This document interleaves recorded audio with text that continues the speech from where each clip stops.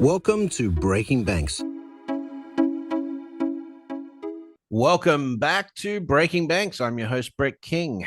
So in this second half, we're going to get into fintech as a service, looking at digital sandbox, and basically how there's demands on banks and fintechs to work together more significantly these days. To do that, we're going to introduce an old pal of mine, Karan Jain. He's a CEO at a company called NayaOne. Karan, welcome to the show. Thank you, Brett. Great to be here. Karan. NayaOne. What does NayaOne mean? Naya means new in Hindi, which is the representation of transformation as the industry is going through a whole lot of transformation. And one is where we're bringing all fintechs onto one platform, so make it easier for financial institutions to consume them. That's where NayaOne comes in. And so you've started this operation out of London, but are you working primarily, in terms of the sandbox in London, the UK, or is it a sort of more of a global footprint? It's global, so we've got active customers in Australia, we've got active customers in Europe, and active customers in US. As of in 2 weeks' time, we will have active customers in US in 2 weeks' time. But yeah, the company was founded and has a stronghold in UK. We work with a number of high street banks here, well-known house brands, as well as regulators, to drive that collaboration between banks and fintechs. You came out of the banking space, so obviously you did work with Westpac for them, but you were also involved in sort of policy side, back in for UK finance and elsewhere. But how did that contribute to you coming up with the concept of NayaOne? Yeah, interesting. It's very interesting because so in the last 20 years of my banking technology history, I've seen the transition from building everything to going into partnering into, hey, we should just buy something because they've got a great product and we don't need to build it because the fintech industry is like really fragmented. They're a product for everything, right? They've got a pill for everything. So it's like, okay, so if you transition that for the last 5 years, it's very much, okay, you need to pretty much find a good partner to fit your value chain so you can serve your customer, be more productive internally, or manage your risk better, right? Those are like the three outcomes I look at. And part of that journey required bringing a lot of tech companies into an organization. Now, not just Westpac, but other organizations that I work with. Typically, we look at onboarding IBM and onboarding a small young company the same way, right? And the thing is, IBM's probably got less risk associated with it than a small company. But the thing is, you can't ask the thousand questions you ask the small company drowns them. So the work you did with Fintech Innovation Lab in London, the Cyber Club, UK Finance, and even the work you did at Westpac internationally with Lab 23 is all about sort of this innovation lab style thing. So are you trying to create an innovation lab that's cross organizational, or is it more tactical in terms of like just bringing partnerships together? Yeah, so you're right. All of those things point to one thing, and that one thing is, how do you enable banks and fintechs to work together in a more quality way and not spend 9 months trying to figure out how to work together. The platform we've built, and the first offering is the digital sandbox, and the second offering is fintech as a service. The digital sandbox is typically the banks will buy that digital sandbox, and through that they'll get access to 200 to 300 different fintechs that are integrated into the digital sandbox. What it means for the banks is they don't have to go and onboard every single one of them. They get direct access. It's not a listing, it's the tech is actually available in the platform for them to evaluate. So API, cloud driven, obviously. Is it a multi-tenancy cloud setup? Yeah, absolutely. Multi-tenancy. Every bank gets their own, full privacy, two tenants shall not meet. Yeah. So does this? I mean, in my experience as a banking as a service, platform for moving, I can say that like when we first engaged with TD Bank. For my spend, which is the version of Moven that was implemented at TD, and we've been working with them since 2014 now. It took us 3 months to do the technical elements in terms of integration. It took us 9 months to get the contracts and the business stuff done. So, there's the technical side of this, but how do you streamline, the legal and relationship side of things? Because in my experience, that's where it's tricky to get the culture of a fintech and a bank together in Absolutely, terms and of I think expectations, right? yeah, absolutely, and I think there's an element of um, the way currently banks look at this. They want to onboard everything because of their procedures before they can actually test anything. So what we do is the banks onboard us and we onboard the tech providers. So our customers are able to get to a decision point in 6 to 8 weeks from identifying a problem. So if they're looking for an IDV solution or an open banking solution or a BaaS solution for that matter, they're able to go into the platform, search for the vendor they're looking for, and actually get into a proof of concept and complete that proof of concept in 6 to 8 weeks, as compared to, as you say, spend 6 to 9 months just trying to do the paperwork, procurement, and then doing the technical, and then go whether these things are fit or not. And and they can do that with multiple vendors at a time. So, how are you getting fintechs in at the top of the funnel? Because it sounds like you've already got, you said a few hundred. Yeah, so we're sitting on about 220 companies that are integrated into the platform at the moment, and we have a backlog of about 600 that we're working through. We get them three ways. Top of the funnel for fintechs. One is if we're going after a particular sector, so let's say embedded finance is a big hot topic in both continents, UK and US, and Canada. So we'll be looking at the companies that are good fit for our customers, being the banks and financial institutions, and we'll reach out to them. Second is our customers invite them because now it's part of their operating procedure. They're doing their proof of concepts through us. And the third one is, as the word gets out, we get a lot of inbound. We especially get a lot of US companies coming in because they want entry into UK. And we're starting to see, as we move into US, we're starting to see that the other way. How does this differ from like the fintech type stores that players like, Accenture, Deloitte Digital, FIS, and others have sort of built, even Amazon Web Services? Yeah, good question. So the Amazon one just works on Amazon. I guess we're cloud agnostic, and that's one of the problems that banks face. They're like, okay, we're an Azure shop or we're an AWS shop or a GCP shop, but if the fintech comes in and it's on a different cloud, that just trips them up. So we're cloud agnostic, so it's a platform. In terms of Deloitte and Accenture and just consulting companies in general, I think their proposition is more they have alliances of tech providers that they work well with, as compared to here's a list of tech companies that you can access the tech. So it's really we're targeted at product innovation and tech teams to make sure, and we work with a number of those consultancies to help their customers. Fair enough. So, take me through the typical life cycle and give me a case study of where this has been really successful for a bank that's come into your onto your platform. Yeah, I'll give you two, and I can't use names unfortunately, but Oh, that's disappointing. yeah, yeah, yeah.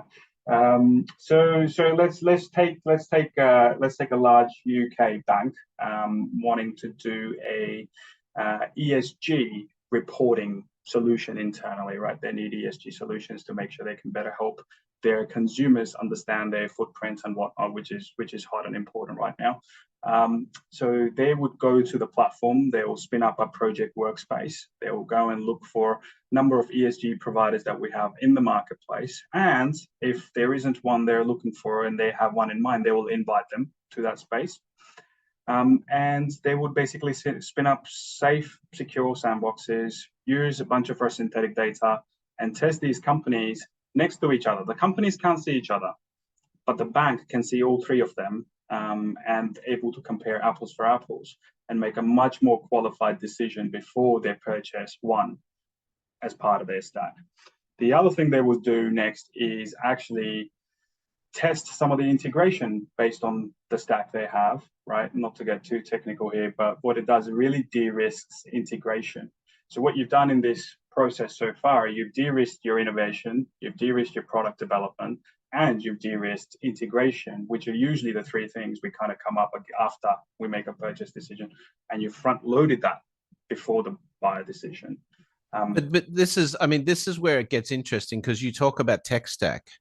Even that language tends to be very fintech oriented, because banks don't really talk. They talk about their core system and they talk about an integration layer or whatever. But fintechs are all 100% in the cloud, and that's why they talk about tech stack generally, right? But so from a cultural perspective, even before you start on getting a fintech working with the bank, you have to meet in the middle in terms of those technical requirements. There are still banks who are saying, yeah, we want to work with you, but we want it on premise, which is, I think, sort of crazy these days.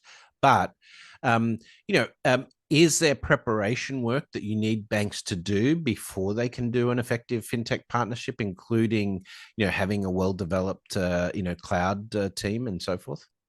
Yeah, that's a really good point. And I think there's a lot of banks at different levels of maturity and different life cycle, right? And I think for the ones that are still saying, hey, we want to test everything on-prem with our data because we don't trust anything, I think what I'm seeing is that every year there's more and more that turn the page and go, okay, well, those two principles are really holding us back to produce good product and propositions for our consumer. Right. Especially if if the benefit of a fintech is going to be, we used to call it with moving bending time and space, or space and time. It's going to be faster and it's going to be cheaper for you to deploy this with a fintech than trying to build it yourself. But this presupposes that you're fintech ready or you're fintech friendly, and so that's platform culture, and some of those APIs and so forth, right? You're going to find this funny, right? So when we talk to banks, and we get to that, okay, this needs to be on-prem, this needs to be on thing. We'll do our best to explain how the rest of the world is working. But, internally, we'll just go, okay, we'll talk to this bank in about 18 months' time when they've kind of come to right, us. Right.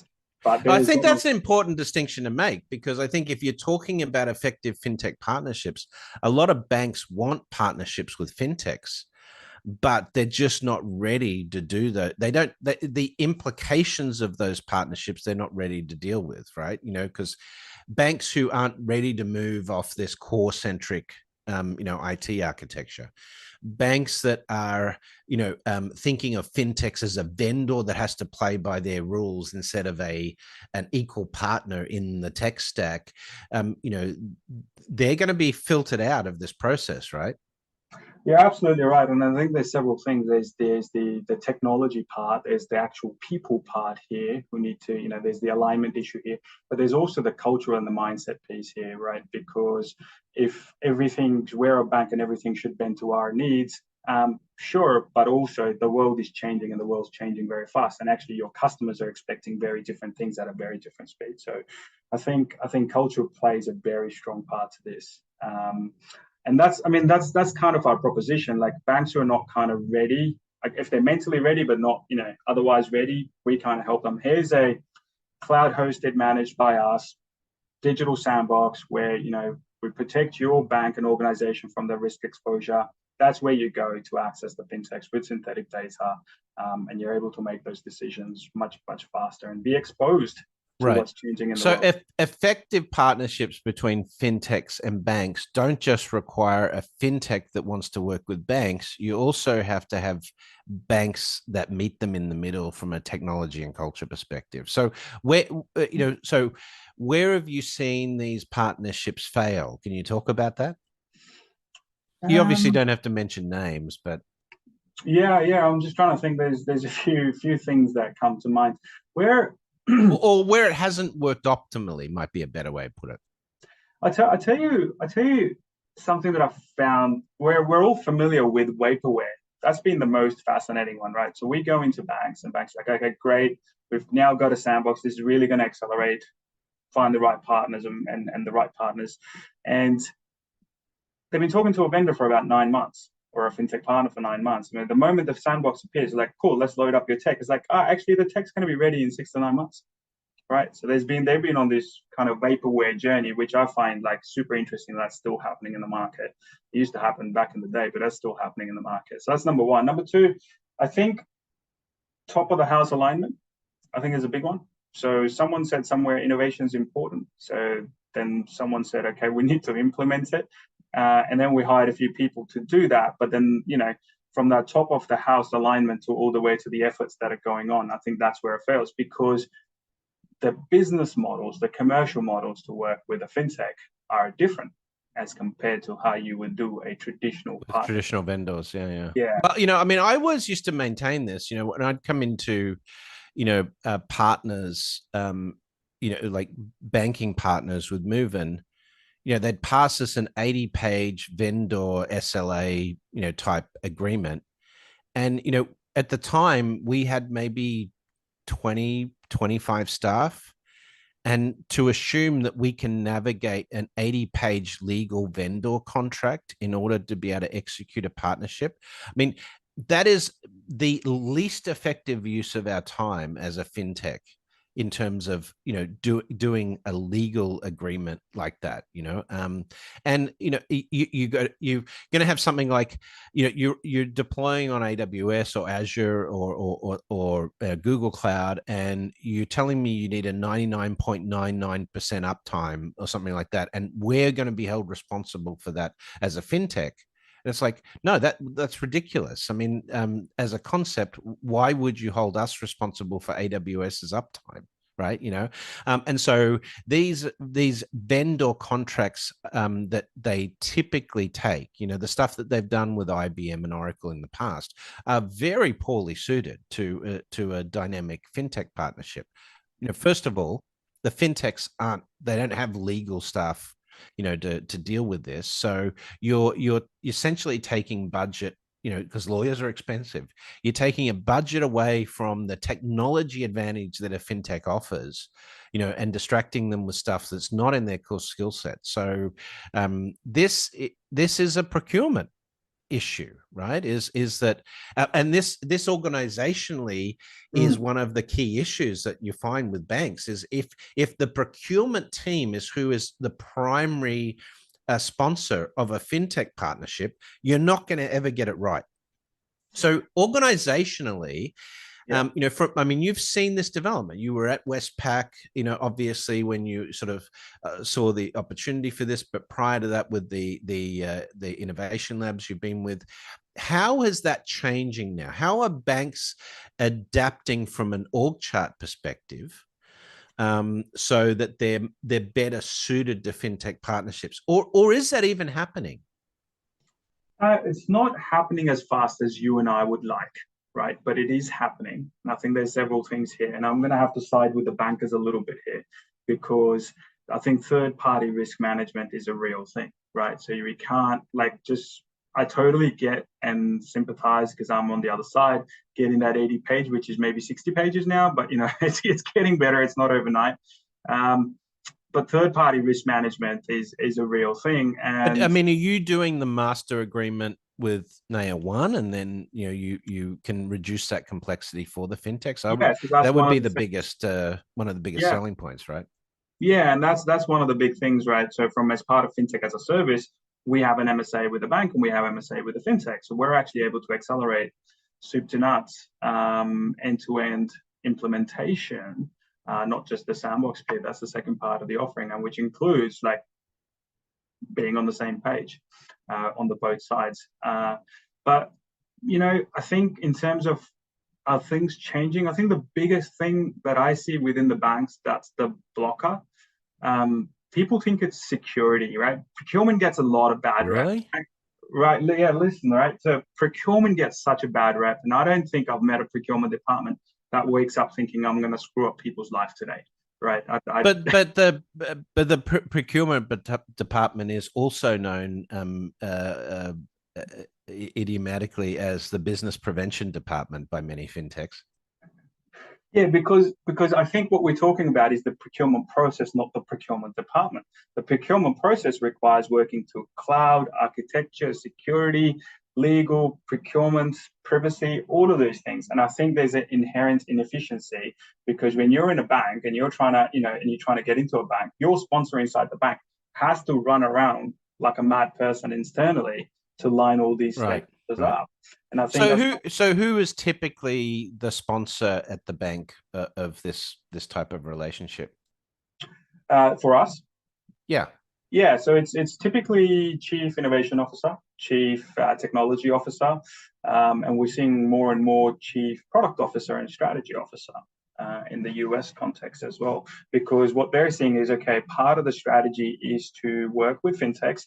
Okay, that's inherently a very slow and inefficient process. So we need an infrastructure tool like NayaOne that can help accelerate. So we're not one fintech, we're not one tech, we're actually a platform that enables you to access a bag of fintechs that's going to help you drive customer outcomes or internal outcomes. Tell me about some of the fintechs you've got on the platform now, and who are really sort of getting some traction for you. I'll tell you the like so it ranges all the way from listed companies like TransferWise, Aplay, Kodak. So you've got your large ones to your Series C, then all the way to the middle of the pack will be like Series A and B that work in financial services and B2B spaces. And then all the way to like some real unique quant behavioral types, depending on what our customers' needs are. So it's all end to end. The middle of the pack is probably the thickest there. In terms of the ecosystems that are getting the most light is probably open banking, is ESG, is financial crime. It's all your staples. I would have thought chatbots and AI would be pretty strong right now.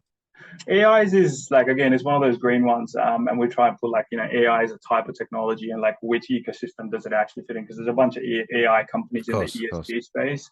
Um, I'm seeing a lot of. I've actually just today received two emails from two separate banks in terms of how can we help them with ChatGPT because again, you're seeing a lot of information around how do you get ChatGPT into the organization. Well, perfect. Actually, get ChatGPT into the NayaOne environment and let the banks use it without having it impact the risk posture. Um, What are the learnings that you can take from one deal that you do on NayaOne, and improve the flow of business in the future? Like, what have you learned since you started this that's making it easier for banks and fintechs to work together? my biggest one has been everyone talks a good game about innovation, but not everyone realizes it the same way. So for me, from personally speaking, from a business point of view, identifying people who actually mean business when they talk about bank fintech partnerships, product to the consumer, digital transformation, and actually mean it, are probably like my best customers because together we're able to create magic for the end customer. But otherwise, we're just pushing uphill or helping them push uphill. So culture is really critical, right? Like your ability, like obviously a good, strong sponsor at a bank is important, but the culture of the organization in terms of its readiness to do these types of partnerships sounds like it's still like the linchpin of a really successful fintech partnership. Yeah, I've been peeling this onion for a while now, and I think you can have the enterprise like the organization's readiness to move fast and culture separately because you can get like good cultured Right, right, organizations they're ready to move but they're just not set up to do it. right, And I right. think I think that sponsorship from CEO down, right, actions matching words is super important for any organization to move forward. Like we jump on calls with banks and it was just like they're ready to go and you can just tell in their eyes and their words they're ready to go, they're ready to make an impact for their customer as compared to others that are like I just want to know some fintechs I could have a conversation with. Like all right, you're not like yeah, we'll send you the database, but that's like we can't help you properly. So just we only got a couple of minutes left, but if I'm a new fintech startup, I'm a founder of a fintech, what would you say is the secret of success to if you're going to be targeting banks? What would you say is a secret sauce? I would say two things. I would say, one, why are you targeting banks? They're the slowest moving beasts. I would say there's That's enough. where the money is, Dylan just says, right? Not anymore. There's more money in fintech, selling to fintech, Right. by far. Yeah. By far. I would say, and so that'd be one thing. So I'd really qualify why go after the banks. Like we're starting there because that's where we understand. But we're seeing a lot of activity on the platform between fintechs to fintechs, because every fintech they're just compounding each other. Then like people, they're smart founders. They're like, I don't need to build this if you've already got it. How much for a wholesale pipe, and I'll build on top of this with my unique idea.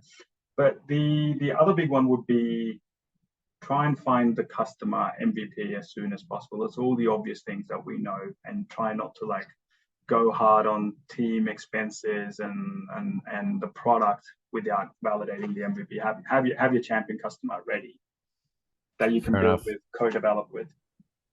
Great. Well, listen, thanks for joining us today. How can people find out more about your platform? And, if I'm a bank or a fintech, how do I get in touch with you guys? NayaOne.com.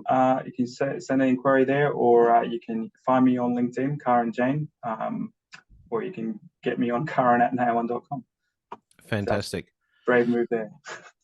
Well, sounds like you're making some tremendous progress. So well done on that front. And, we need more people acting as the glue between, fintechs and other fintechs and banks. There is an ecosystem emerging clearly, and it requires operators like yourself. So good luck on the efforts here. And it's good to see someone who's come out of the challenge of trying to get fintechs in organizations, now working on the other side, trying to make it happen. So it's pretty interesting.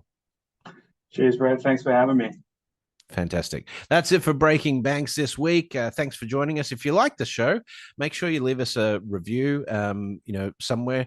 Obviously, all of that helps. Leaving a 5-star review on iTunes or Spotify and telling people about the show, or share it on social media.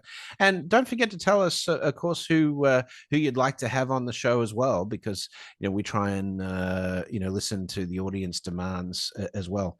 My thanks go out to the team that helps us produce this each week: Kevin Hirsch, our chief audio engineer, Elizabeth Severance, our producer, Sylvie and Carlo on the social media side, and indeed the whole team at Provoke.fm, Provoke Media. We're producing, almost a dozen podcasts now, so huge shout out to the team. But that's it for Breaking Banks. We'll see you next week with more news from the leading edge of fintech. That's it for this week. If you like the show, make sure to give us a 5-star rating on your favorite podcast platform, or share it with a friend, or share it on social media. We'll see you again next week with more Breaking Banks.